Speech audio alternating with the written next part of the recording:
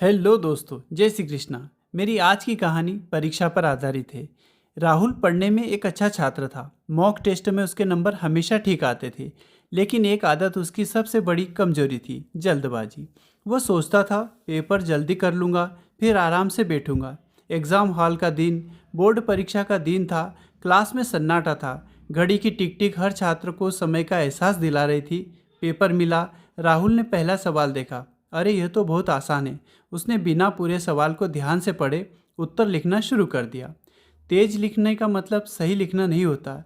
राहुल लगातार पन्ने भरता गया। आधे घंटे में उसने आधा पेपर कर दिया। पास बैठे एक छात्र ने धीरे से कहा, भाई थोड़ा ध्यान से पढ़ लेना। राहुल ने मन में सोचा, मुझे सब आता है, टाइम क्यों बर्बाद करूं।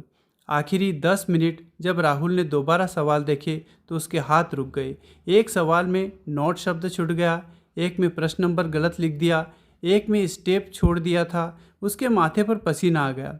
अब समय कम था, जल्दबाजी और बढ़ गई। इससे पहले कि वो सुधार करता, घंटी बजी।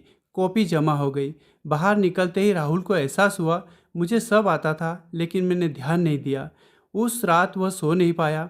रिजल्ट के दिन जब परिणाम आया, राहुल पास तो था लेकिन उसके नंबर उसकी मेहनत से कहीं कम थे। टीचर ने कहा, राहुल तुम्हारी कॉपी बताती है कि तुमने जल्दबाजी की है। राहुल को समझ आ गया, एग्ज़ाम ज्ञान की नहीं संयम की परीक्षा भी होती है। उसने तय किया, अब कभी भी पेपर को दौड़ नहीं समझ कर चलना है। अगली परीक्षा में राहुल ने हर सवाल धीरे पढ़ा।